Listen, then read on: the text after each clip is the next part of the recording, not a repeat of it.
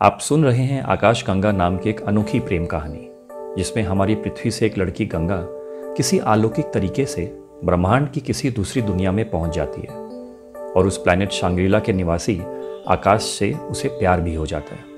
लेकिन प्यार का ये रास्ता इतना आसान नहीं था, क्योंकि गंगा की पृथ्वी और आकाश के शांग्रीला में प्यार के अलावा शायद ही कुछ समानता थी। गंगा अलौकिक और आश्चर्यचकित तरीके से पता नहीं कैसे आकाश की दुनिया में हाजिर हो जाती है। इसका पता तो हमें इस कहानी के पिछले एपिसोड में चल ही गया था। अब देखते हैं कि उसकी शांग्रीला में पहुंचकर आकाश से मुलाकात कैसे होती है और उनके बीच कब, कैसे और क्यों प्यार हो जाता है। तो शुरू करता हूं इस अजब प्रेम कहानी आकाश गंगा का दूसरा एपिसोड, आपके अपने audio OTT platform the S FM पर। मैं आरजे निकू हूं और मेरे साथ इस कहानी को आपके सामने पेश कर रहे हैं मेरे लेखक बंधु मनोज स्वामी। आशा करता हूं कि आपको पशु मानव नाम का इस ऑडियो सीरीज आकाश गंगा का दूसरा एपिसोड भी जरूर पसंद आएगा।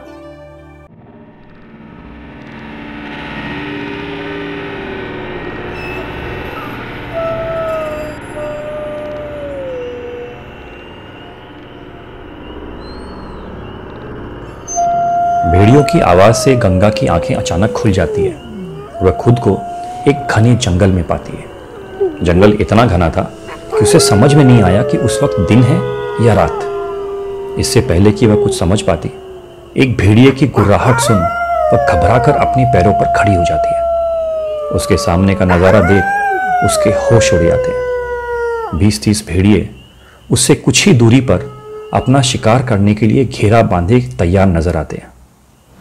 18 वर्षीय गंगा के पांव डर के मारे कांपने लगते हैं। भेड़ियों को देखते हुए वो अचानक अपने बैग से मोबाइल फोन निकालती है और उसको अस्त्र की तरह हाथ में पकड़ के भेड़ियों के झुंड को धमकाने की कोशिश करती है। गंगा भेड़िए के दल से कहती है, ये ना एक बंदूक है और तुम में से अगर किसी ने भी आगे बढ़ने की कोशिश की ना तो मैं उसे गोलियों से भून कर रख दूंगी। भेड़िए उसकी बात को सुनकर अपने बढ़ते कदम रोक भी देते हैं और फिर वो आपस में एक दूसरे की ओर देखते हुए आंखों ही आंखों में कुछ डिस्कशन करते हैं। गंगा को कुछ भी समझ में नहीं आ रहा था, ना तो इन भेड़ियों का उसकी बात को समझना और ना ही कि वह हिमालय की गोद से इस अजीब जगह में कैसे पहुंची। उसे तो बस यह याद था कि हिमालय की गर्भ से आई उस अलौकिक रोशनी ने उसे अपने साथ किसी भीषण तेज तूफान की तरह उड़ाकर पहले तो उन वादियों से ऊपर पार करा दिया और उसके बाद उसे लेकर अपने साथ आसमान में चली गई। यहाँ जमीन पर अंधकारमय जंगल में कब वह रोशनी उसे पटक कर अदृश्य हो गई, इसका उसे बिल्कुल भी अंदाजा नहीं था। गंगा ने अपने मोबाइल फोन की स्क्रीन पर नजर डाली। उसे स्क्रीन पर मोबाइल के नेटवर्क का कोई सिग्नल दिखाई नहीं दिया। उसने अपना GPS ऑन करके अपना लोकेशन जानने की कोशिश की, परंतु स्क्रीन पर उसकी लोकेशन के कोऑर्डिनेट्स को छोड़ो, उसे वहां पर सिर्फ एक कोरा कागज जैसा स्क्रीन दिखाई दे रहा था। उसने अपनी नजर इधर उधर दौड़ाकर अपने दोस्तों को खोजने की कोशिश की, क्योंकि उस रोशनी ने उन्हें भी तो उसके साथ साथ आसमान की दिशा में उछाल दिया था और वह सब भी उसी की तरह हवा में लहरा रहे थे। लेकिन गंगा को अपनी टीम का कोई भी दोस्त नजर नहीं आया। हाँ, लेकिन एक चीज उसे साफ नजर आ रही थी, मौत, जो इतने सारे भेड़ियों के खुले मुंह से लार टपकते हुए रूप में उसके सामने खड़ी थी। भेड़ियों का सरदार शाकाल घुर्राते हुए अपने पिछले पैर से जमीन को खोदते हुए हमला करने की पोजीशन अज्यूम करने लगता है और एक आखिरी बार चारों तरफ नजर घुमाते हुए यह भापने की कोशिश करता है कि कहीं कोई अनदेखा खतरा तो आसपास नहीं है। और उसकी लाख सावधानी के बावजूद उसे लड़की के पीछे एक पेड़ की झाड़ियों में होती हरकत नजर आती है और वह गुर्राते हुए गंगा पर हमला बोल देता है। डर के मारे गंगा की चीख ऐसे निकलती है जैसे किसी ने जंगल की शांति के सीने को चीर दिया हो। वह चीखते हुए अपनी आंखें बंद कर लेती है और अपने सर को घुटनों में छुपाकर वहां बैठ जाती है। गंगा अपनी दर्दनीय मौत का इंतजार करती है, लेकिन उसे किसी भी भेड़िए के बटके काटने के दर्द का आभास नहीं होता, क्योंकि उसकी आंखें बंद करने वाले पल में ही एक तेंदुआ गंगा के पीछे से प्रकट होता है और इससे पहले कि भेड़ियों का दल कुछ कर पाता, वह गंगा के कॉलर को अपने जबड़ों में दबाकर एक छलांग लगाकर उसे पास के पेड़ की एक डाल पर बिठा देता है। गंगा की चीख बंद और आंखें अचंभे के मारे फटी की फटी रह जाती है। सदमे में वह किसी भी तरह पेड़ की डाल को जकड़कर आंखें फाड़कर तेंदुए को भेड़ियों के झुंड पर अटैक करते हुए देखती रह जाती है। गंगा का सर घूमने लगता है यह सोचकर कि यह क्या हो रहा है। एक तेंदुए ने मुझे क्यों बचाया? क्या यह कोई सपना तो नहीं? पर जैकेट की कॉलर पर तेंदुए की लार और उसके मुंह की गर्मी इस घटना के सच होने के साक्षात प्रमाण थे।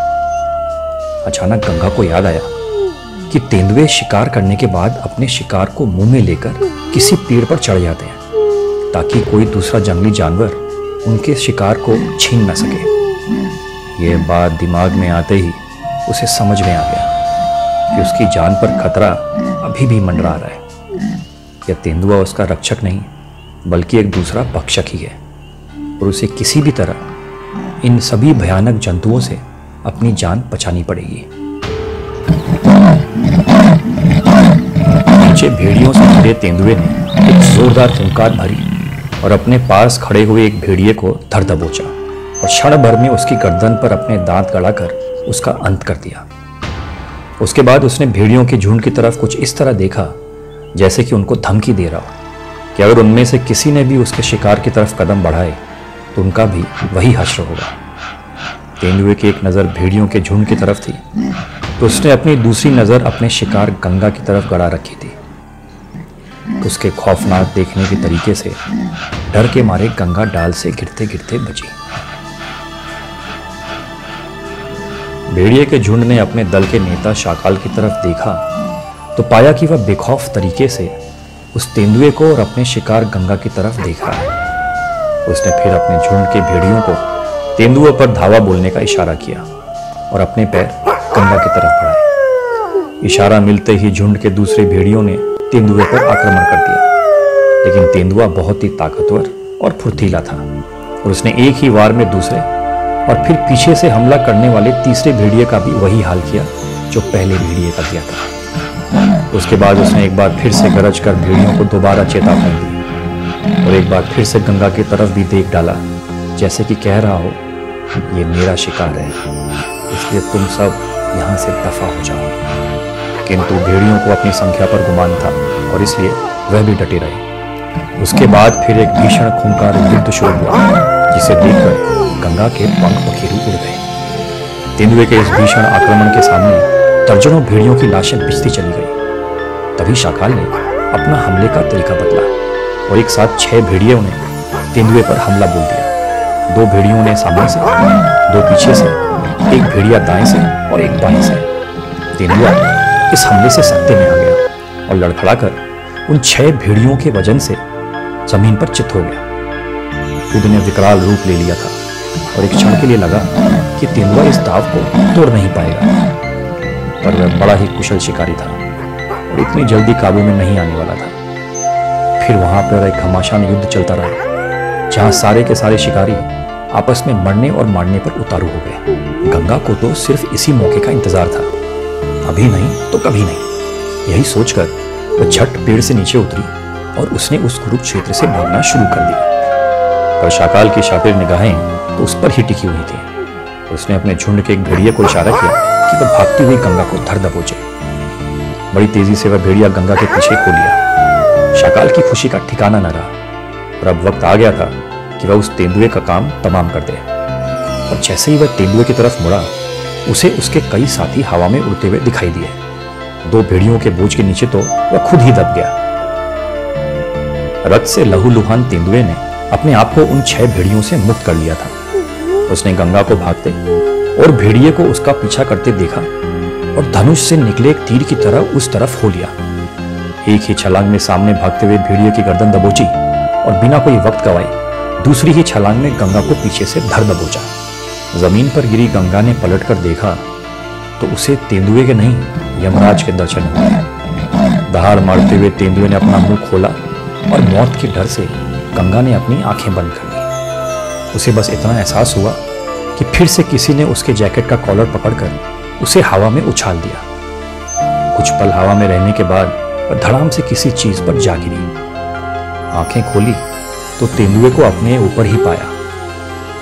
उसकी आंखों से जैसे आग निकल रही हो। गंगा ने झट से अपनी आंखें बंद कर ली। तेंदुआ अपने शिकार को लेकर वापस उसी पेड़ पर उसी सुरक्षित डाल पर लौट आया था।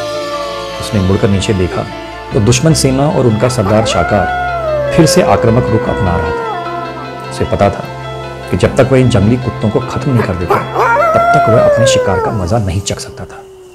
वक्त आ गया था कि वह जल्दी से जल्दी अपने दुश्मनों को शय और मात दे दे, और इसके लिए इस झुंड के सरदार का मरना बहुत जरूरी था। उसने शाकाल की निगाहों में ताका और पेड़ से ही छलांग लगाकर उसके पास पहुंच गया, और इस बार उनको चेतावनी देने का उसका कोई इरादा नहीं था।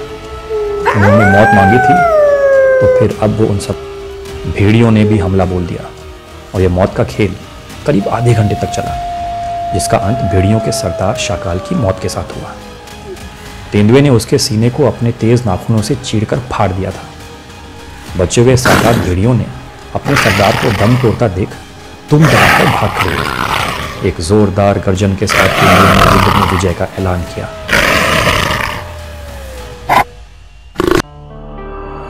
इस दौरान गंगा डर के मारे पेड़ की दूसरी डालों में छुपने की कोशिश करने लगी। उसे विश्वास हो गया था कि इस जंग के विजेता का वह भोजन बनने वाली है। उसे समझ में नहीं आ रहा था कि वह इस वहशी जानवर से कैसे बच पाएगी, पर फिर भी उसने पेड़ पर ऊपर चढ़कर कुछ पत्तों की आड़ में छुपने की कोशिश की। वह कुछ और कोशिश कर पाती कि उससे पहले ही उसने तेंदुए को अपनी तरफ मुड़ते हुए देखा। उसका मुंह खून से सना हुआ था और उसकी सुनहरी तेज निगाहों ने गंगा की निगाहों में आंखें गड़ा रखी थी। गंगा का खून जैसे जम सा गया। डर के मारे वह कांपने लगी। वह खूनी दरिंदा बड़ी तेजी से उसकी तरफ बढ़ने लगा। भेड़ियों की लाशों को अपने पैरों तले कुचलते हुए उसने एक छलांग लगाई और सीधा पहुंचा गंगा की डाल पर। पत्तियों के पीछे छिपी हुई गंगा को निहारने लगा। गंगा के दिल की धड़कन रेलगाड़ी के इंजन से भी तेज दौड़ रही थी। तेंदुए ने एक ही पंजे से पत्तियों को तोड़ गिराया और गंगा की छाती पर अपना पंजा रख दिया और हल्के से गुर्राया। दूर से भेड़ियों के रोने की आवाज़ सुनाई दी, जिससे सुनकर वह मुड़ा और जवाब में बड़ी जोर से दहाड़ा। आज तो मैं तुम लोगों को जीवित जाने दे रहा हूं, लेकिन अगली बार अगर तुम में से किसी ने भी मेरी चेतावनी पर गौर नहीं फरमाया तो तुम में से एक भी जिंदा अपने कबीले तक नहीं पहुंचेगा। जाओ और अपने इस घमंडी सरदार शाकाल की लाश को लेकर दफा हो जाओ। मैं नहीं चाहता कि उसकी बेगुनाह बेवा को यह लगे कि आकाश ने उसके अंतिम संस्कार करने का मौका नहीं दिया। फिर वह मुड़ता है और इंसानों की आवाज में बोलता है, दोबारा भागने की कोशिश मत करना। गंगा को अपने कानों पर विश्वास नहीं हुआ कि इस जानवर के मुंह से उसने इंसानों की आवाज सच में सुनी या उसका दिमाग उसे दगा दे रहा है। वो पृथ्वी के ऐसे कौन से अनजान जंगल में पहुंच गई जहां जानवर इंसानों की भाषा बोलता है। हमें पता है कि अचंभा तो आपको भी हो रहा होगा ऐसी अनोखी बात को जानकर, लेकिन हमने तो आपको पहले ही कहा था कि इस कहानी का लुत्फ उठाना है तो अपनी कल्पनाओं के घोड़ों को जरा दूर दूर तक दौड़ाना पड़ेगा, क्योंकि यह प्रेम कहानी है ही इतनी विचित्र। आशा करते हैं कि आपको आकाश गंगा नाम के इस ऑडियो सीरीज का दूसरा एपिसोड भी पसंद आया होगा, जिसमें हमने आपकी मुलाकात शांग्रीला के पशु मानव से कराई। आगे की कहानी अगले एपिसोड में। जल्द ही फिर मिलेंगे हम। हमसे मेरा मतलब है आप, मैं आरजे निकू और इस कहानी के लेखक मनोज स्वामी के साथ, यहीं आपके अपने OTT platform the S FM पर।